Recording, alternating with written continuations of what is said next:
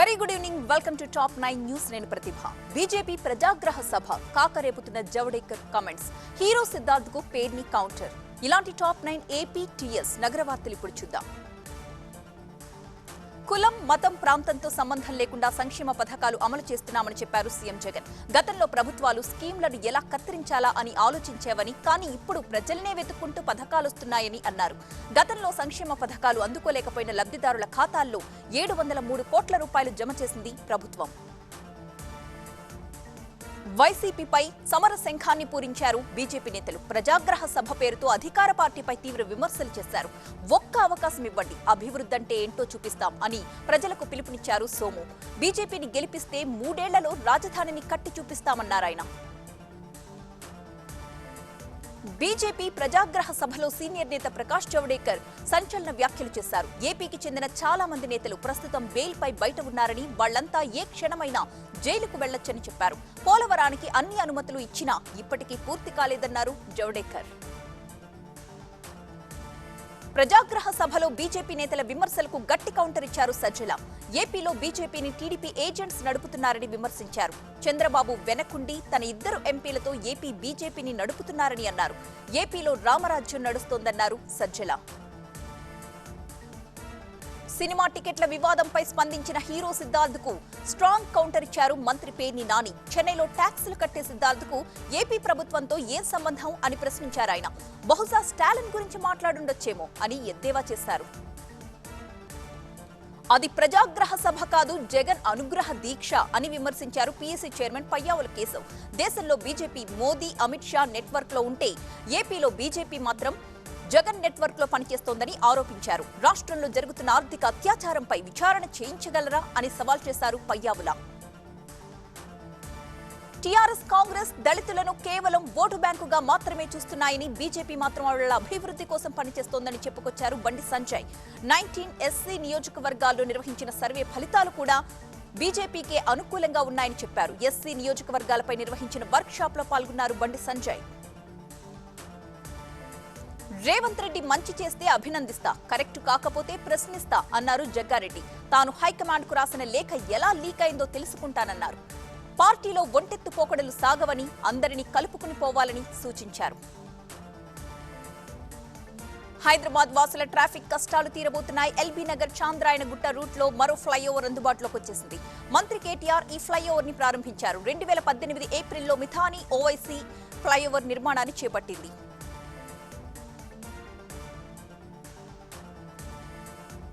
యూపీలో ఎన్నికల సెగ, కాంగ్రెస్ ఆవిర్భావ దినోత్సవం.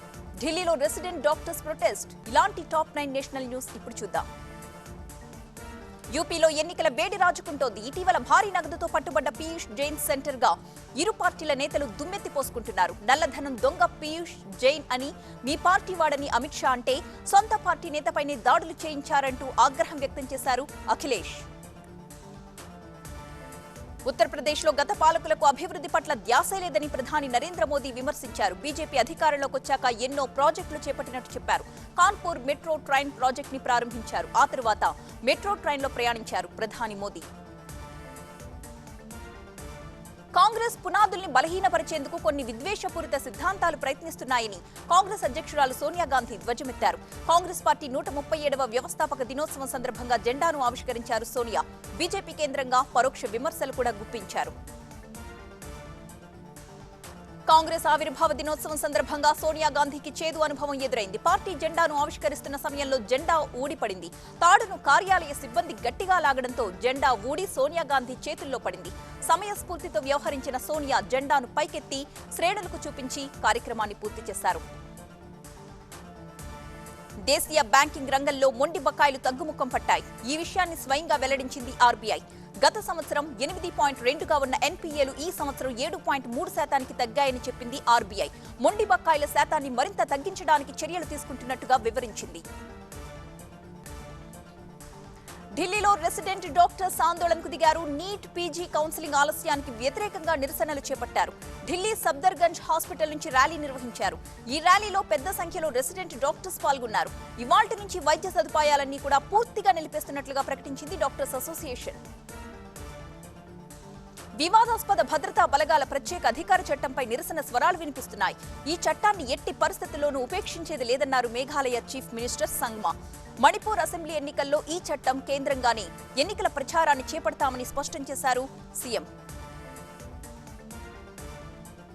మాలేగావ్ బ్లాస్ట్ విచారణలో కీలక విషయాలు వెలుగు చూశాయి. తాజాగా ఈ కేసు తాలూకా నిందితుడు సంచలన విషయాలు వెల్లడించాడు.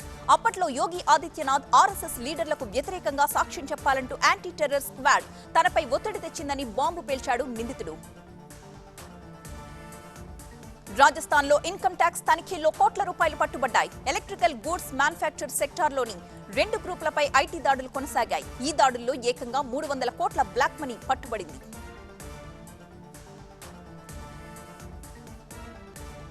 హిందూపురంలో పొలిటికల్ వేడి, అక్రమ రిజిస్ట్రేషన్స్ పై సర్కార్ ఫోకస్, థ్యాంక్ యూ మీట్ లో ఏడ్ చేసిన అల్లు అర్జున్. ఇలాంటి టాప్ 9 మరువురి వార్తల్ని ఇప్పుడు చూద్దాం. ఒకవైపు తనకు ప్రాణహాని ఉందని చెబుతూనే భద్రత కోసం వచ్చిన గన్మెన్స్ ని తిరస్కరించారు వంగవీటి రాధ. తనకు ఎలాంటి భద్రత అక్కర్లేదన్నారు. భద్రత కల్పించేందుకు వచ్చిన గన్మెన్ ను వెనక్కిపోవాలన్నారు. రాధ సూచనల మేరకు గన్మెన్ వెనక్కి తిరిగి వెళ్లిపోయారు.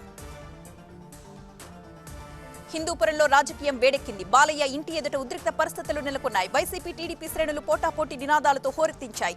వైసీపీ కార్యకర్తలు కొందరు బాలకృష్ణ ఇంటి ముట్టడికి ప్రయత్నించారు. దీంతో పోలీసులు వారిని మధ్యలోనే నిలువరించారు. ఏపీలో సంచలనం రేపిన ఈశాన్య రాష్ట్రాల వాహన అక్రమ రిజిస్ట్రేషన్ల వ్యవహారంపై ప్రభుత్వం దృష్టి సారించింది. ఈ వ్యవహారంపై ప్రత్యేక అధికారితో విచారణ చేపట్టింది. నెల్లూరు జిల్లా సూళ్లూరుపేట ఎంబీఐ కార్యాలయంలో ప్రత్యేక అధికారి డీటీసీ సిరి ఆనంద్ ఆకస్మిక తనిఖీలు చేపట్టారు. వైఎస్ వివేకానందరెడ్డి హత్య కేసు అనేక మలుపులు తిరుగుతోంది. తాజాగా వివేకానందరెడ్డి వద్ద సుదీర్ఘకాలంగా పీఏగా పనిచేసిన కృష్ణారెడ్డి సీబీఐ అధికారులపై ఆరోపణలు చేస్తూ కోర్టును ఆశ్రయించాడు. సీబీఐ అధికారి రామ్ సింగ్ తనను బెదిరిస్తున్నారని, సంబంధం లేని కొంతమంది పేర్లు చెప్పాలని తనను ఒత్తిడి చేస్తున్నారంటూ ఆరోపించారు. ఏపీ ప్రభుత్వంతో చర్చలు జరపడానికి తెలుగు చలనచిత్ర వాణిజ్య మండలి కమిటీ ఏర్పాటైంది. 17 మంది సభ్యులతో ఏర్పాటైన ఈ కమిటీలో ఎగ్జిబిటర్ సెక్టార్ నుంచి 6, ప్రొడ్యూసర్ సెక్టార్ నుంచి 5, డిస్ట్రిబ్యూటర్ సెక్టార్ నుంచి 6 కమిటీ సభ్యులుగా ఎంపిక చేసింది. ఏకంగా ప్రభుత్వ భూమిని దర్జాగా ఆక్రమించేశాడు ఒక ప్రబుద్ధుడు. ఆక్రమించడమే కాదు, సొంత భూమి అన్నట్టుగా గోడ కూడా కట్టేసుకున్నాడు. చిత్తూరు జిల్లా కురకాలువలో ప్రభుత్వ స్థలం ఖాళీగా కనిపించడంతో సుబ్బారెడ్డి అనే వ్యక్తి కబ్జాకు పాల్పడ్డాడు. అధికారుల నోటీసులకు సైతం స్పందించడం లేదు ఈ కబ్జా రాయుడు. శంషాబాద్ ఎయిర్పోర్ట్ లో అక్రమంగా తరలిస్తున్న బంగారాన్ని కస్టమ్స్ అధికారులు పట్టుకున్నారు. దుబాయ్ నుంచి వచ్చిన 2 ప్రయాణికులు బంగారాన్ని అక్రమంగా తరలిస్తున్నట్టుగా అధికారులు గుర్తించారు. బంగారం విలువ 20 లక్షల రూపాయలు ఉంటుందని అంచనా వేస్తున్నారు అధికారులు. Pushpa movie thank you meet లో నటుడు అల్లు అర్జున్ ఉద్వేగంతో ఏడ్చేశాడు. సుకుమార్ లేకుండా స్టైలిష్ స్టార్, ఐకాన్ స్టార్ అని వాడే లేడు అంటూ కన్నీటి పర్యంతమైపోయాడు. అల్లు అర్జున్ ఉద్వేగపూరిత మాటలు విన్న దర్శకుడు సుకుమార్ సైతం కంటతడి పెట్టుకున్నారు. ఆంక్షల వలయంలోకి మెట్రో నగరాలు, రసవత్తరంగా పంజాబ్ రాజకీయం, ప్రధాని మోదీ యూపీ టూర్. ఇలాంటి టాప్ 9 మెట్రో న్యూస్ ఇప్పుడు చూద్దాం. ఒమిక్రాన్ వ్యాప్తితో రాష్ట్రాలు మళ్లీ ఆంక్షల వలయంలోకి జారుకుంటున్నాయి. ఢిల్లీలో ఎల్లో అలర్ట్ జారీ చేశారు సీఎం కేజ్రీవాల్. 50% ఆక్యుపెన్సీతో మెట్రో, బార్లు నడవబోతున్నాయి. ప్రార్థనా మందిరాల్లో భక్తులకు ప్రవేశం లేదు. సరీ బేసి విధానంలో మాల్స్ కు అనుమతినిస్తారు. విద్యా సంస్థలు, థియేటర్స్ పూర్తిగా బంద్ చేస్తారు. దేశం మరో స్వర్ణయుగంలోకి అడుగు పెడుతోందన్నారు ప్రధాని నరేంద్ర మోదీ. భారత్ ప్రపంచంలోనే 2వ అతిపెద్ద స్టార్టప్ హబ్ గా అవతరించిందన్నారు. ఐఐటి కాన్పూర్ 54వ స్నాతకోత్సవానికి ప్రధాని నరేంద్ర మోదీ ముఖ్య అతిథిగా హాజరై ప్రసంగించారు. ఐఐటి పూర్తయిన విద్యార్థులకు పట్టాలు అందజేశారు. సమాజ్వాదీ పార్టీపై నిప్పులు చెరిగారు కేంద్ర మంత్రి అమిత్ షా. ఆ పార్టీ నేతలు అవినీతిలో ఆరితేరిపోయారు అంటూ విమర్శించారు. ఇటీవల పట్టుబడ్డ అత్తర్ వ్యాపారి పీయూష్ జైన్ గురించి ఏం సమాధానం చెబుతారంటూ అఖిలేష్ ని నిలదీశారు అమిత్ షా. నోట్ల గుట్టలు ఎక్కడి నుంచి వచ్చాయి అని నిలదీశారు. పంజాబ్ లో రాజకీయ సమీకరణలు మారిపోతున్నాయి. ఒకవైపు ఆమ్ ఆద్మీ పార్టీ జోరు మీదుంటే బీజేపీ సైతం దూకుడును కొనసాగిస్తోంది. తాజాగా పలువురు మాజీ ఎమ్మెల్యేలు, ఒక ఎంపీ బీజేపీ తీర్థం పుచ్చుకున్నారు. ఈసారి పంజాబ్ లో బీజేపీ, ఆమ్ ఆద్మీ మధ్య గట్టి పోటీ నడుస్తోంది. 15 లక్షలకు మించితేనే అవినీతికి పాల్పడినట్లు అని మధ్యప్రదేశ్ బీజేపీ ఎంపీ జనార్దన్ మిశ్రా అవినీతికి హద్దులు చెప్పారు. సర్పంచులు 15 లక్షలకు పైబడి అవినీతికి పాల్పడినట్లు ఆరోపణలు వచ్చినప్పుడు మాత్రమే తనను సంప్రదించాలని ఎంపీ చేసిన వ్యాఖ్యలు వివాదాస్పదమయ్యాయి. ఈ వ్యాఖ్యల వీడియో సోషల్ మీడియాలో వైరల్ గా మారుతుంది. ఇప్పుడు అపోలో సర్వీసెస్ విస్తరిస్తున్నాయి. జమ్మూ కశ్మీర్లోనూ అపోలో మల్టీ స్పెషాలిటీ ఆసుపత్రి స్థాపనకు ముందడుగు పడింది. ఈ మేరకు జమ్మూ కశ్మీర్ అధికార యంత్రాంగంతో ఎంఓయూ కూడా కుదుర్చుకుంది అపోలో హాస్పిటల్ మేనేజ్మెంట్. జమ్మూలో అపోలో హాస్పిటల్ ద్వారా హెల్త్ కేర్ ఫెసిలిటీస్ విస్తరణకు మార్గం సుగమం కానుంది. బోర్డుల పరిధిపై మరోసారి వర్చువల్ మీట్ జరిగింది. జలశక్తి శాఖ కార్యదర్శి నేతృత్వంలో జరిగిన ఈ భేటీకి తెలుగు రాష్ట్రాల సీఎస్లు హాజరయ్యారు. గజెట్ నోటిఫికేషన్ అమలు సమస్యలపై ప్రధానంగా చర్చ జరిగింది. దేశంలో ఒమిక్రాన్ సైరన్, బూస్టర్ డోస్ కు వడివడిగా అడుగులు. అమెరికాలో రోజుకు 2 లక్షల కోవిడ్ కేసులు. ఇలాంటి టాప్ 9 న్యూస్ ని కరోనా ట్రాకర్ లో చూద్దాం. మన దేశంలో గత 24 గంటల్లో కొత్తగా 75 మందికి ఒమిక్రాన్ సోకినట్లుగా గుర్తించారు. దీంతో మొత్తం ఒమిక్రాన్ కేసుల సంఖ్య 653కు చేరుకుంది. మహారాష్ట్ర 167 కేసులతో మొదటి స్థానంలో నిలవగా 165 కేసులతో ఢిల్లీ రెండో స్థానంలో ఉంది. ఒమిక్రాన్ బాధితుల్లో 166 మంది కోలుకున్నారని కేంద్ర ఆరోగ్య సంక్షేమ శాఖ వెల్లడించింది. మరొక వైపు దేశంలో కరోనా కేసులు స్థిరంగా నమోదవుతున్నాయి. 24 గంటల వ్యవధిలో 6358 కేసులు వెలుగు చూశాయి. మరో 293 మంది ప్రాణాలు కోల్పోయారు. దేశవ్యాప్తంగా 450 మంది కరోనా నుంచి కోలుకున్నారని అధికారులు తెలిపారు. దేశంలో మరో 2 వ్యాక్సిన్స్ అందుబాటులోకి వచ్చాయి. సీరం తయారు చేస్తున్న కోవావాక్స్, బయోలాజికల్ ఈ తయారు చేసిన కార్బోవాక్స్ కు నిపుణుల కమిటీ గ్రీన్ సిగ్నల్ ఇచ్చింది. వీటితో పాటు యాంటీ వైరల్ డ్రగ్ మోల్నుపిరావిర్ అత్యవసర వినియోగానికి పచ్చ జెండా ఊపింది. జనవరి 10 నుంచి బూస్టర్ డోస్ వేస్తున్న నేపథ్యంలో 60 ఏళ్లు పైబడి ఇతర అనారోగ్య సమస్యలతో బాధపడుతున్న వారు ఎలాంటి మెడికల్ సర్టిఫికెట్ అందించాల్సిన అవసరం లేదని కేంద్ర ప్రభుత్వం స్పష్టం చేసింది. అయితే టీకా తీసుకునే ముందు వారు తప్పనిసరిగా వైద్యుడిని సంప్రదించాల్సి ఉంది. ఒమిక్రాన్ కేసులు పెరిగిపోతున్న నేపథ్యంలో ఢిల్లీ ప్రభుత్వం ఎల్లో అలర్ట్ జారీ చేసింది. మరిన్ని ఆంక్షలు విధిస్తున్నట్లుగా ముఖ్యమంత్రి అరవింద్ కేజ్రీవాల్ వెల్లడించారు. ఆంక్షలు తక్షణమే అమల్లోకి వస్తున్నట్టు చెప్పారు ఆయన. ప్రజలంతా తప్పకుండా కోవిడ్ నిబంధనల్ని పాటించి తీరాలని కోరారు. తెలంగాణలో ఇవాళ కొత్తగా 7 ఒమిక్రాన్ కేసులు నమోదయ్యాయి. దీంతో మొత్తం కేసుల సంఖ్య 62కు చేరింది. వీరిలో 44 మంది వ్యాక్సిన్ వివిధ దేశాల నుంచి వచ్చిన వారు కాగా మిగతా వారికి ఎలాంటి ట్రావెల్ హిస్టరీ లేదు అని తెలుస్తోంది. వ్యాక్సిన్ తీసుకోని వారిలోనే ఈ కొత్త వేరియంట్ లక్షణాలు కనిపిస్తున్నట్టుగా తెలుస్తోంది. తెలంగాణలో పాజిటివిటీ రేట్ బాగా తగ్గిందన్నారు ఆరోగ్య మంత్రి హరీష్ రావు. దీనికి నిరంతరాయంగా వ్యాక్సినేషన్ ప్రక్రియ జరగడమే కారణమన్నారు. పాజిటివిటీ రేట్ 10% మించినప్పుడే ఆంక్షలు విధించాలని కేంద్రం చెప్పినట్టు హరీష్ గుర్తు చేశారు. రాష్ట్రంలో అది ప్రస్తుతం 0.6గానే ఉందన్నారు.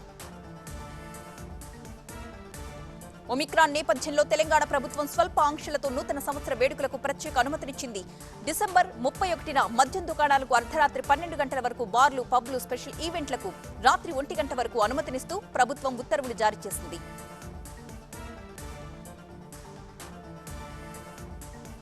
అమెరికాలో రోజుకు 2 లక్షలకు పైగా కోవిడ్ కేసులు నమోదవుతున్నాయి. కరోనా పరీక్షలు చేయించుకోవడానికి ప్రజలు కిలోమీటర్ల కొద్ది క్యూ కడుతున్నారు. ఫ్లోరిడాలోని మియామిలో పరీక్షలు చేయించుకునేందుకు వచ్చిన ప్రజలు తమ వాహనాల్లోని ఆసుపత్రుల వద్ద గంటల తరబడి ఎదురు చూస్తున్నారు.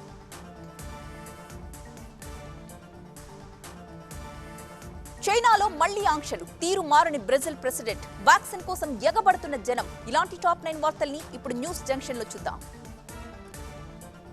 ఉత్తర కొరియా అధ్యక్షుడు కిమ్ జోంగ్ ఉన్ నేతృత్వంలో అధికార workers party central committee plenary సమావేశం జరిగింది. గతంలో ఇదే వేదిక మీద అమెరికాతో బంధం, దేశ అణ్వస్త్ర కార్యక్రమాలపై కిమ్ కీలక ప్రకటనలు కూడా చేశారు. ఈసారి ఆయన ఎలాంటి నిర్ణయాలు తీసుకుంటారో అనే అంశంపై సర్వత్రా ఆసక్తి నెలకొంది. చైనాలో మళ్లీ లాక్డౌన్ ఛాయలు కనిపిస్తున్నాయి. ప్రపంచవ్యాప్తంగా కోవిడ్ విజృంభిస్తూ ఉండడంతో ఒక్కసారిగా అలర్ట్ అయింది చైనా. దేశంలోని అనేక ప్రాంతాల్లో లాక్డౌన్ తరహా ఆంక్షలు విధించింది. గడప దాటి బయటకు రావద్దంటూ కఠిన ఆదేశాలు జారీ చేసింది. కోవిడ్ నివారణ చర్యల్ని ఖచ్చితంగా పాటించి తీరాలని సూచిస్తోంది. రాడికల్ ఇస్లాం బోధనలపై ఫ్రాన్స్ ప్రభుత్వం ఉక్కుపాదం మోపుతోంది. బ్యూవైస్ పట్టణంలోని ఒక మసీదును మూసేసింది ప్రభుత్వం. సదరు మసీదులో ఇస్లాం ముసుగులో తీవ్రవాద భావాల్ని బోధిస్తున్నారని పేర్కొంటున్నారు అధికారులు. ఇలాంటి మసీదులపై ఫ్రాన్స్ సర్కార్ స్పెషల్ ఫోకస్ పెట్టింది. అమెరికాలో నేషనల్ డిఫెన్స్ ఆథరైజేషన్ యాక్ట్ చట్టరూపం సంతరించుకుంది. సదరు యాక్ట్ పై ప్రెసిడెంట్ జో బైడెన్ సంతకం చేశారు. తద్వారా మిలిటరీపై $768.2 బిలియన్ మేర ఖర్చు చేసేందుకు వీలు కలిగింది. గతంతో పోల్చితే మిలిటరీపై చేసే ఖర్చు 5% మేర పెరిగింది. బ్రెజిల్ ప్రెసిడెంట్ జైర్ బోల్సనారో తన పందాను మార్చుకోవడం లేదు. వ్యాక్సిన్ వ్యతిరేక ప్రచారమే పనిగా పెట్టుకున్నారు బోల్సనారో. తన 11 కూతురికి వ్యాక్సిన్ వేయించబోనని స్పష్టం చేశారు. న్యాయ వ్యవస్థ తూర్పారబట్టినా జనం నుంచి విమర్శలొచ్చినా కూడా ఎక్కడా వెనక్కి తగ్గట్లేదు బోల్సనారో. ఆర్థికంగా కుదేలైన పాకిస్తాన్ గట్టెక్కేందుకు అనేక మార్గాల్ని అవలంబిస్తోంది. తాజాగా 2022-2026కు గాను నేషనల్ సెక్యూరిటీ పాలసీని తీసుకొచ్చింది. దేశంలోని సహజ వనరుల వినియోగం, మానవ వనరుల్ని సమర్థవంతంగా ఉపయోగించుకోవడం ద్వారా జాతీయ భద్రత సాధ్యమని అభిప్రాయపడ్డారు ప్రధాని ఇమ్రాన్ ఖాన్. క్రొయేషియాలో వ్యాక్సిన్ కోసం జనం ఎగబడుతున్నారు. కోవిడ్ కేసులు మళ్లీ పెరుగుతూ ఉండడంతో వ్యాక్సిన్ వేయించుకోవడానికి ఆసక్తి కనబరుస్తున్నారు. వ్యాక్సిన్ కోసం కిలోమీటర్ల దూరం క్యూలో నిలబడుతున్నారు. అమెరికాలో మంచు వణికిస్తోంది. ఏకధాటిగా కురుస్తున్న మంచుతో జనం ఇబ్బందులు పడుతున్నారు. మంచు తుఫాన్ వల్ల వాహనదారులు నరకం అనుభవిస్తున్నారు. ఇంట్లో నుంచి అడుగు బయట పెట్టాలంటే భయభ్రాంతులకు గురవుతున్నారు. పట్టపగలు కూడా మంచు భారీగా కురుస్తోంది.